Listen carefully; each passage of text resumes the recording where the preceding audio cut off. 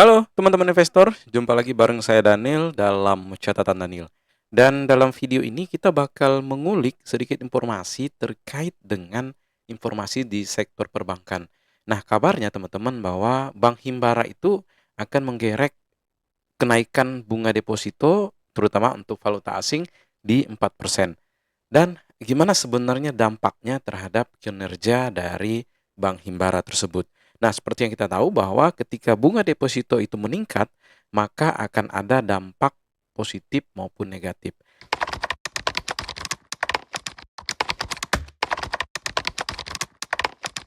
Jadi teman-teman, langkah Bank Himbara, yaitu Bank Mandiri, BRI, dan BNI, serta BTN dalam menaikkan bunga deposito falas ini menjadi 4% menandai fase baru di tengah kompetisi penghimpunan dana di sektor perbankan. Jadi selama ini sebenarnya bunga deposito falas itu rata-rata di kisaran 2%. Jadi meningkat sekitar 100% teman-teman ya, menjadi 4%. Sehingga lonjakan di level 4% ini bukan hanya agresif, tapi juga syarat dengan implikasi. Nah, di satu sisi, kebijakan ini dianggap sebagai strategi pemerintah dan bank BUMN dalam mengikat dana dolar di dalam negeri. Sejalan dengan ketentuan penempatan dana hasil ekspor atau DHE yang harus tinggal minimal 1 tahun di Indonesia. Dulu ini kita pernah bahas di video ini, teman-teman silakan cek di deskripsi. Namun di sisi lain, langkah ini menimbulkan pertanyaan besar. Apakah benar dana segar dolar AS akan mengalir dari luar negeri atau hanya sekedar perpindahan internal dari bank swasta ke Bank Himbara? Dampak positif bagi kinerja Bank Himbara jika kebijakan ini diberlakukan. Yang pertama, daya tarik bagi pemilik dolar. Jadi, seperti kita tahu, bunga falas 4% ini jelas lebih menarik ketimbang rata-rata global maupun deposito domestik. Kalau kita perhatikan, hal ini berpotensi mengubah perilaku nasabah korporasi maupun individu yang memiliki kekayaan untuk memarkir dolar mereka di bank-bank Himbara ketimbang di luar negeri. Nah, selain itu, dengan kepastian regulasi soal DHE, insentif bunga yang tinggi akan memperkuat arus masuk dana dari dolar ke sistem perbankan nasional. Nah, kemudian yang kedua menambah ruang ekspansi kredit di falas. Nah, bank dengan loan to deposit ratio yang dengan falas yang ketat seperti Bank Mandiri akan diuntungkan dalam hal ini. Namun likuiditas tambahan serta merta bisa langsung digunakan untuk ekspansi kredit dalam hal ini kredit korporasi. Terutama sektor-sektor yang bertransaksi dalam dolar. Dalam hal ini dalam kasus BMRI teman-teman, jadi LDR falas per Juni itu mencapai 98%. Nah, artinya tambahan dana akan langsung membuka ruang pembiayaan baru. Kemudian dampak yang ketiga, diversifikasi sumber pendanaan. Jadi bagi Bank Himbara, memperbesar basis dana falas dapat menjadi strategi diversifikasi. Terutama ketergantungan hanya pada rupiah kerap membuat bank itu rentan pada tekanan inflasi domestik atau kebijakan suku bunga Bank Indonesia. Jadi dengan tambahan likuiditas falas, perbankan itu punya fleksibilitas dalam mengatur sumber pendanaan. Dan yang keempat, meningkatkan kepercayaan pasar. Jadi kebijakan bunga premium ini bisa dibaca investor sebagai tanda dukungan yang kuat oleh pemerintah terhadap stabilitas sektor perbankan BUMN. Nah, bagi pasar modal, sinyal ini bisa meningkatkan sentimen positif pada saham-saham Bank Himbara, khususnya bank dengan portofolio kredit dari falas yang besar. Terkait dampak negatif, tentu dari yang pertama itu adalah biaya dana atau cost of fund akan membengkak.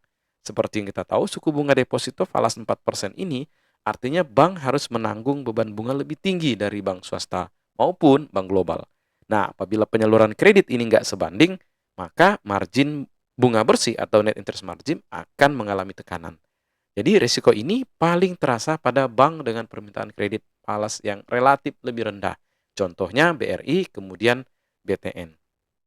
Nah, yang kedua dampak negatifnya terhadap likuiditas rupiah bakal tersedot.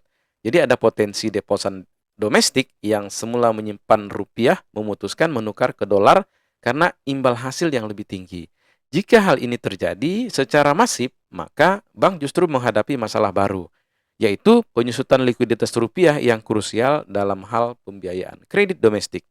Kemudian yang ketiga, adanya selisih kurs dan pasar. Jadi jika bank tidak mampu menyalurkan kredit falas sesuai pertumbuhan deposito, tentu mereka terpaksa mengkonversi dana ke dalam rupiah.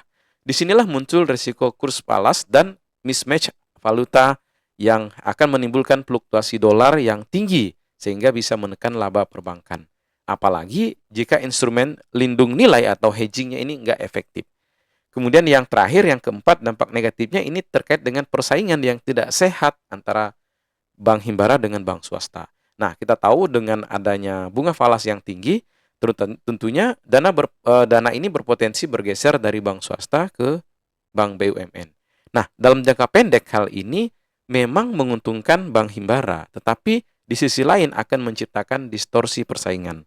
Ya, kita tahu ya, bank swasta mungkin terpaksa ikut menaikkan bunga, yang pada akhirnya bikin biaya dana industri perbankan akan secara keseluruhan ikut meningkat.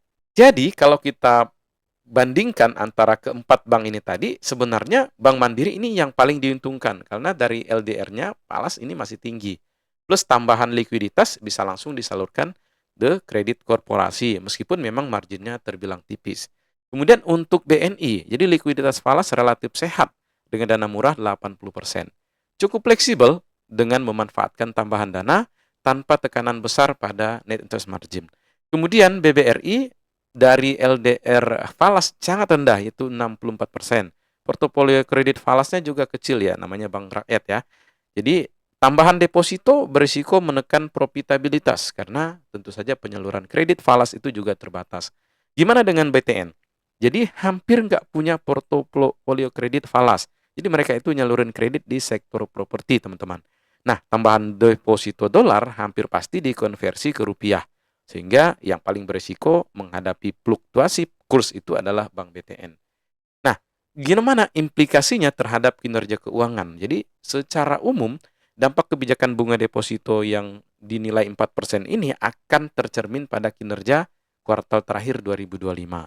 Nah, efek langsungnya mungkin bisa berupa tekanan terhadap net interest margin, terutama bagi BRI dan BTN. Kemudian loan growth falas berpotensi naik, khususnya Bank Mandiri dan BNI.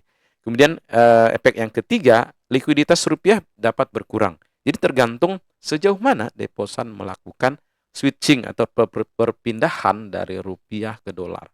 Yang keempat, efisiensi bank itu bakal terganggu. Nah, jika kompetisi bunga melebar hingga ke bank swasta, maka akan terjadi gangguan. Kemudian dalam jangka menengah, yaitu 2026 hingga 2027, hal ini bisa menjadi periode penyesuaian. Jadi, jika strategi ekspansi kredit falas ini berhasil, tentu tambahan dana akan hal ini bersifat produktif. Namun sebaliknya, jika dana mengendap terlalu lama, akan terpaksa dikonversi. Jadi potensi kerugian kurs ini dapat menekan laba. Jadi teman-teman, apabila kita simpulkan, sebenarnya kebijakan ini ibarat pedang bermata dua. Di satu sisi, kenaikan bunga deposito falas yang menjadi 4% bagi Bank Himbara merupakan kebijakan pedang bermata dua. Positifnya, langkah ini memperkuat daya tarik dolar untuk kembali ke Indonesia, memperbesar ruang pembiayaan korporasi, serta memberikan sinyal dukungan pemerintah. Namun sisi negatifnya nggak kalah besar, jadi akan ada risiko margin yang tertekan. Kemudian persaingan bunga bakal semakin sengit, hingga potensi likuiditas rupiah yang bakal melorot. Kemudian yang kedua, kita bisa simpulkan bahwa bagi investor, kunci analis ada pada profil portofolio kredit falas tiap bank. Jadi untuk Bank Mandiri dan BNI tentu berpeluang lebih resilient. Sementara untuk BRI dan BTN tentu perlu ekstra berhati-hati dalam mengelola kurs dan margin. Dan terakhir, pada akhirnya keberhasilan strategi ini akan sangat ditentukan oleh dua hal. Yang pertama, kemampuan bank dalam menyalurkan kredit falas secara produktif dan juga kestabilan nilai tukar rupiah terhadap dolar. Nah, itu yang kedua. Jadi stabilitas nilai tukar ini juga menjadi kunci.